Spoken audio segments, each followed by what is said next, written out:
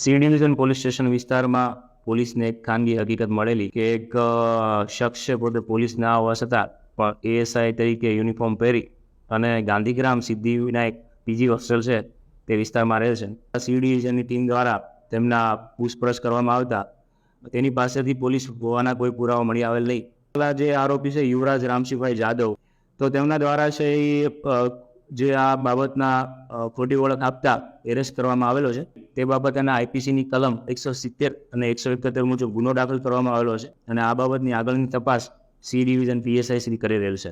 યુવાન છે યુવરાજ, તેમની અન્ય કોઈ ગુનાહિત પ્રવૃત્તિ ધ્યાને આવેલી નથી, પરંતુ પોતાના પોલીસ તરીકેની પરીક્ષામાં ફેલ થતા પોલીસ બનવું હોય તો આ માટે છે પોલીસ ન હોવા છતાં પણ વર્દી સીવડાઈ અને ફરતો હતો. તો આ બાબતે અમે આપના માધ્યમથી પણ અપીલ કરીએ છીએ કે આવી કોઈ આ વ્યક્તિની પ્રવૃત્તિ આપના કોઈ એનો ભોગ બન્યો હોય તો તાત્કાલિક સી ડિવિઝન પોલીસ સ્ટેશન સંપર્ક કરો.